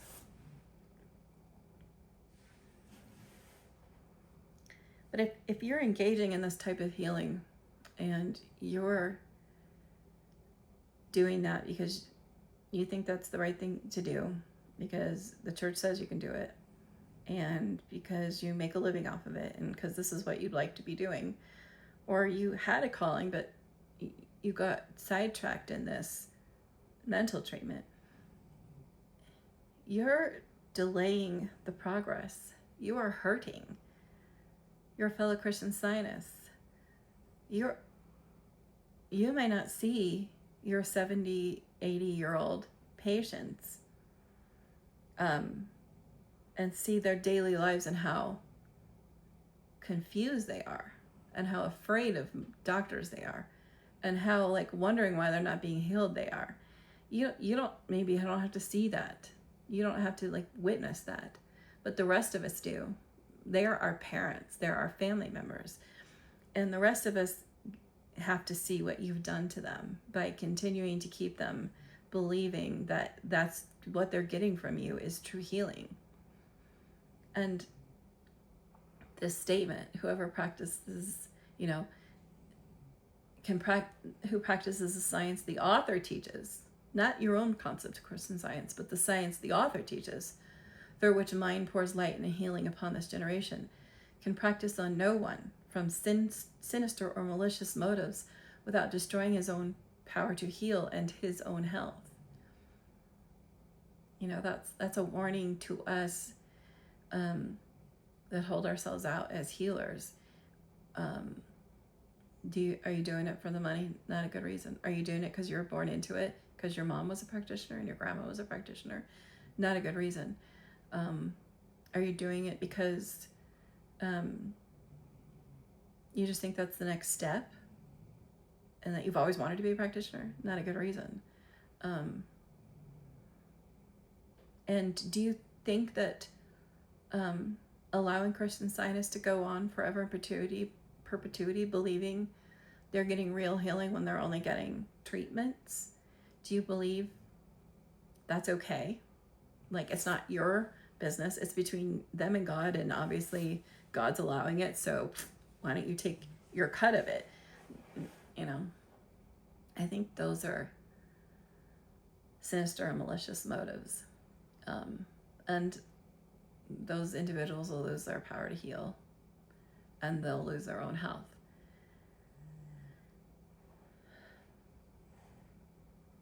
A wrong motive involves defeat. In the science of mind healing, it is imperative to be honest. And we aren't being honest with our patients, and we aren't being honest with our students by saying, this isn't getting you anywhere. If you just want to go on getting all your illnesses healed, I don't know, go to a doctor, take medicine. Because Christian Science is about the complete transformation of us, the complete redemption of mankind from sin, from the belief of life, truth, intelligence. The complete redemption comes with a price. And if you're not willing to pay that price, and all you want to do is, it's not money, it's you're giving up the self. If we're not being honest with each other, and in the science of mind healing, it is imperative to be honest. For victory rests on the side of immutable right. This dishonesty with Christian Scientists has got to stop.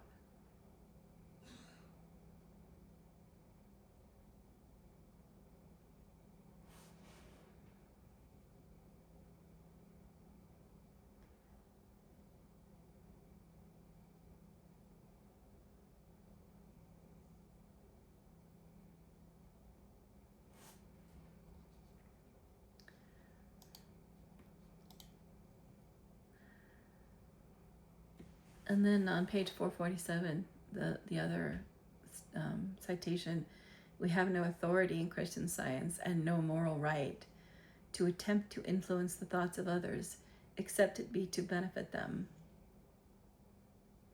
No trespass on human rights. The whole statement: in mental practice, you must not forget that erring human opinions, conflicting selfish motives, and ignorant attempts to do good may render you incapable of knowing or judging accurately the need of your fellow men.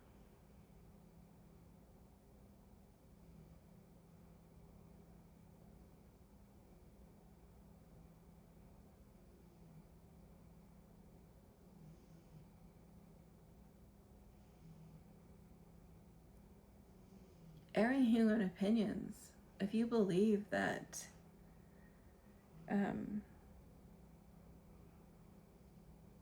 that because practitioners are part of the church and that's just so it's right to what they're doing, no matter what they're doing, as long as they're healing, if you believe that, it's an erring human opinion. A conflicting selfish motive. If you have a conflicting selfish motive where money is in question at all, that's a conflicting selfish motive. Because if your motive is money at all,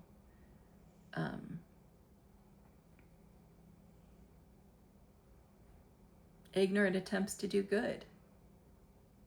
I would call ignorant attempts to do good when you're healing with treatments. Your attempts are to do good, but they're misplaced. They're ignorant attempts to do good.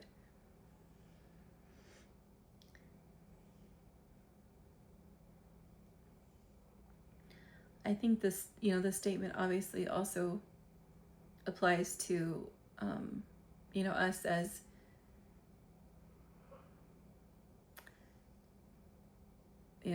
Christian Scientists were given the keys to the underbelly of the beast, understanding the underbelly of the beast, and with that comes, responsibility. When you know how mental manipulation occurs, you know that governments are trying to mentally manipulate their citizens, other countries, the Catholic Church. I don't know if they do it anymore, but I believe that their Jesuits still do, but I'm not sure. When you believe you can use the mortal mind, like we are aware that Catholics try to use their mind, well, they call it prayers, but it's mental manipulations too, to hurt Christian Scientists.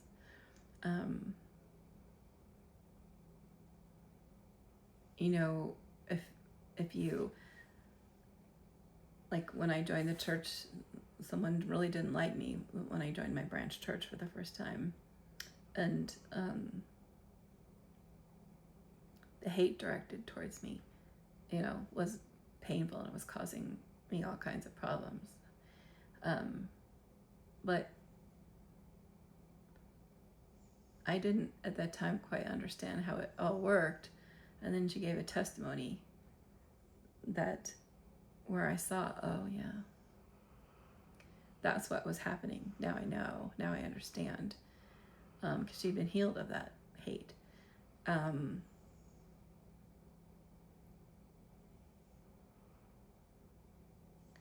We see the deaths occurring in our teachers and practitioners. A teacher, a beautiful soul, died not too long ago. A new teacher. We see it. We saw how the Committee on Publications almost all died that one year.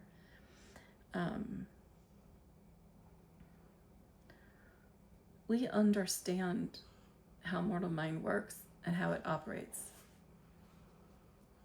That's what Christian Science is.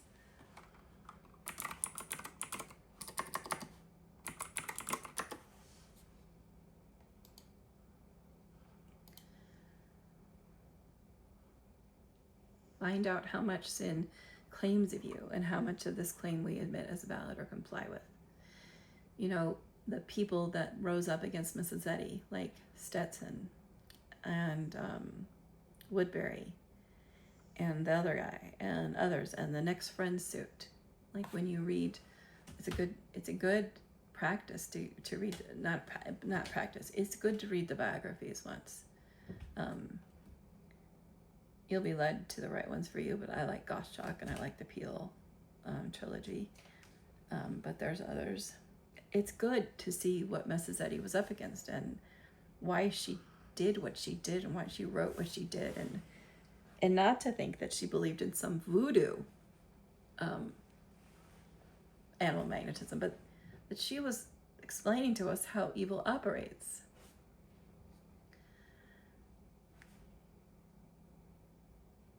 And we're the ones.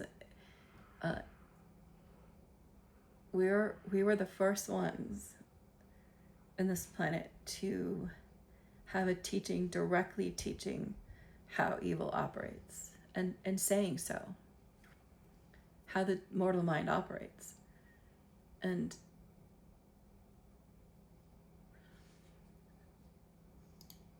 so healing in Christian Science is a really sacred thing.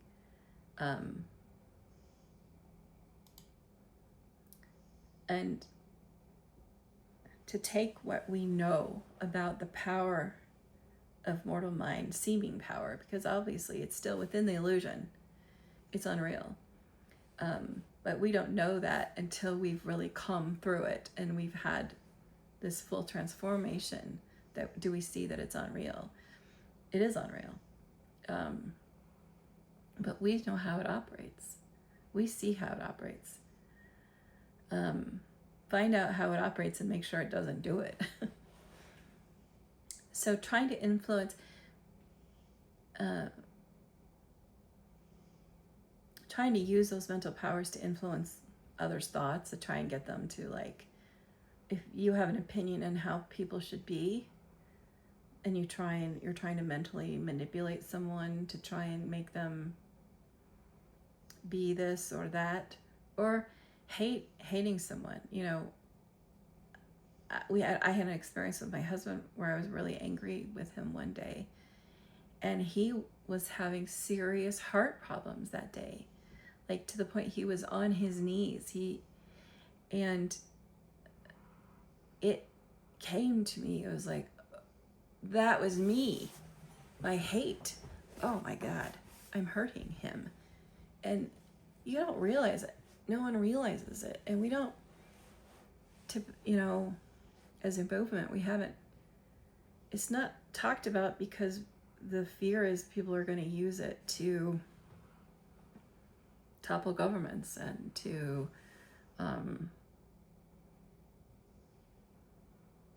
hurt other people and to end other people. If you want a job, if you want a promotion at work, are you going to use the power of the mind to kill the person that's in your position?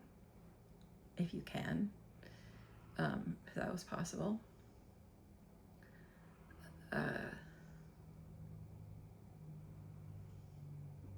But here we are having to talk about it because we haven't talked about it.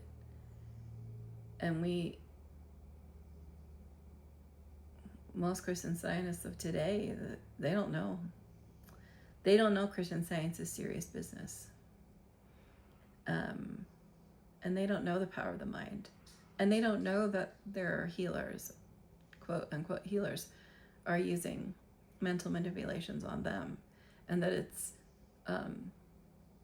it's not transforming them from the inside out.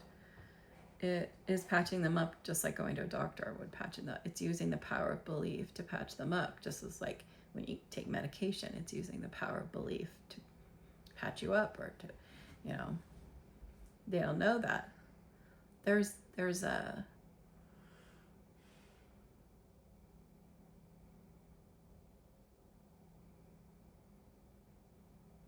lack of transparency there. And that lack of transparency is keeping people in chains to a belief of Christian Science instead of to an understanding of Christian Science.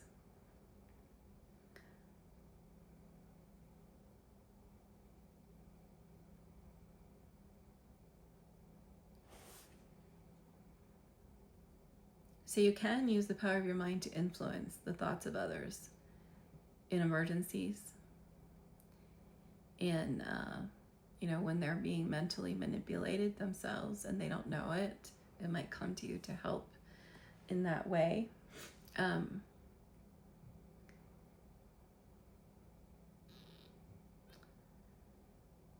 when someone asks you for healing, it's widely accepted within the church that they're allowing you into their consciousness, and so you can go in and you can mentally manipulate it.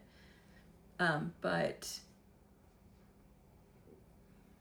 I don't think it's widely understood that that's what you're doing. There's no real transparency to that's what you're doing. You're simply manipulating their current level of mind to a belief of being well instead of a belief of being sick. You're not giving them the Christ healing, the true demonstration that they need to continue.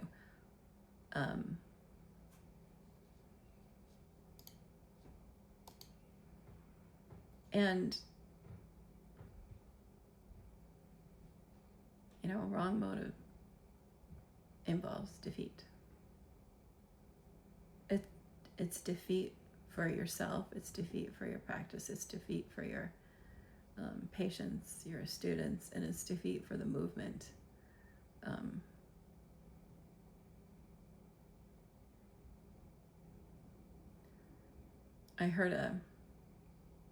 I was at something going on at the church. It was like I don't know, they were trying something different, one of our churches in the state, and they were having, you know, they're having sessions where people could talk, they were having lectures, they were having all kinds of stuff.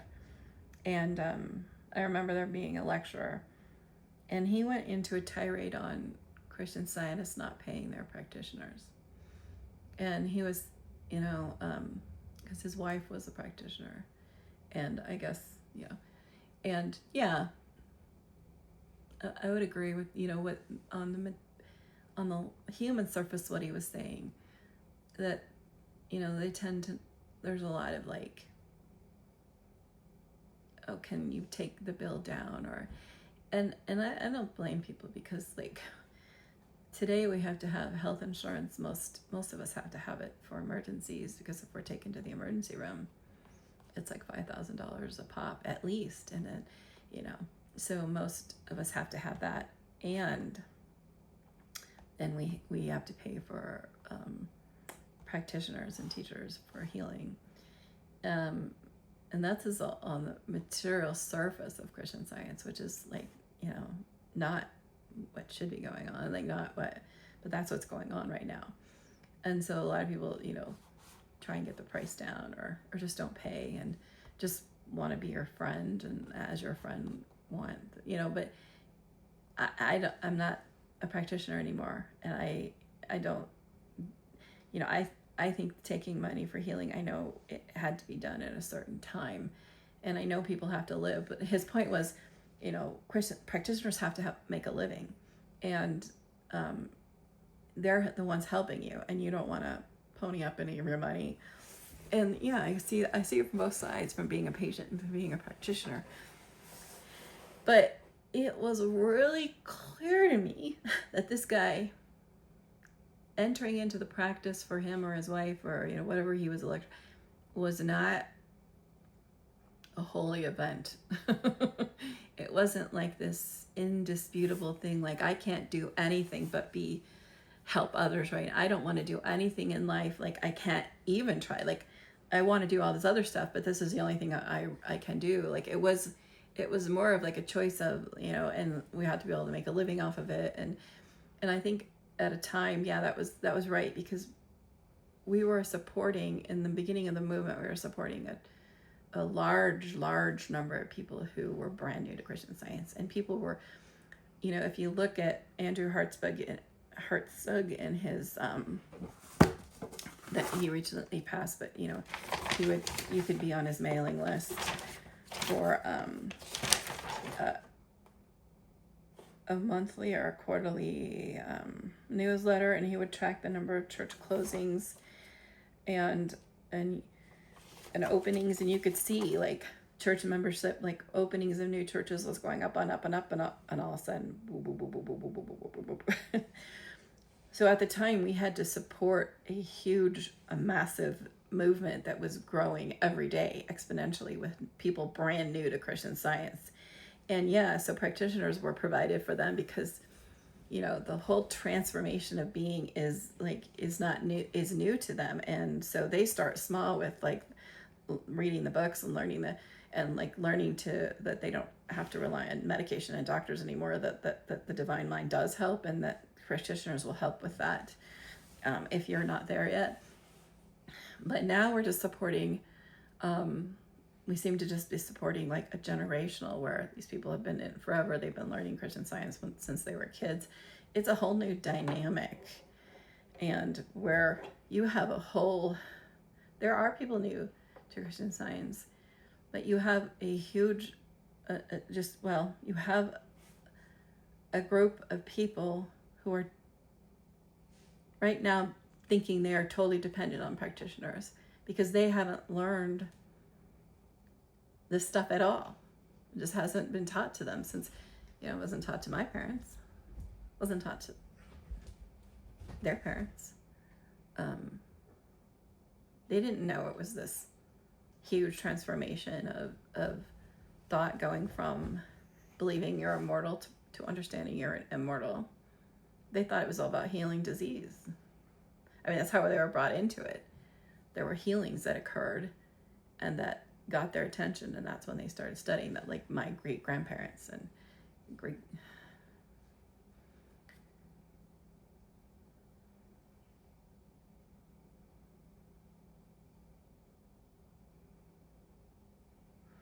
It's a different dynamic now.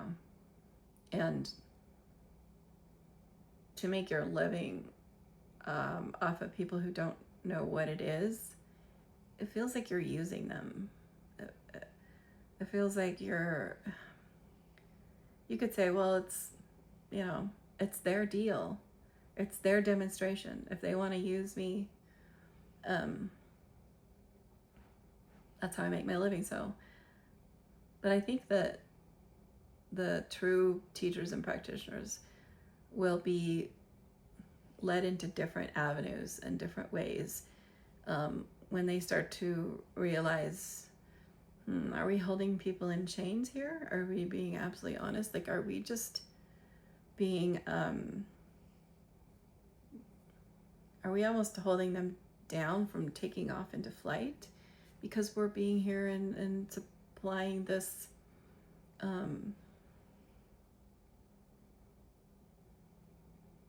pacifier to them?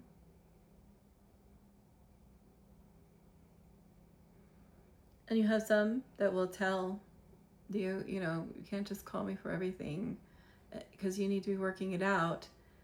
But sometimes that comes off, like if you're a Christian Scientist and you don't know that, any of that, it just comes off as like, wow, they're real. We're going to call them again. It's an interesting state we're in right now.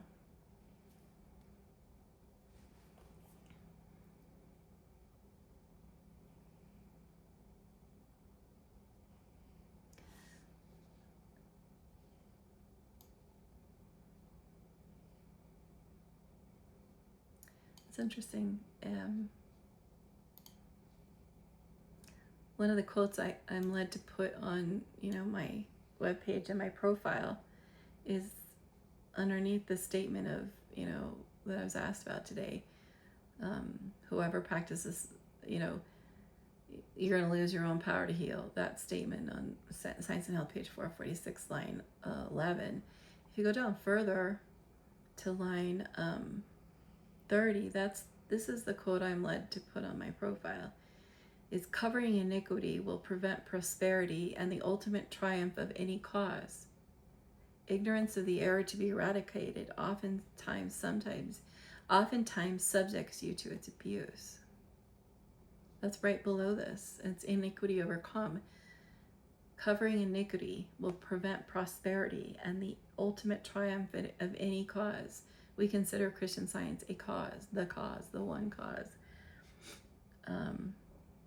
That's interesting that it's right here. The paragraph starts out with, resisting evil, you overcome it and prove its nothingness.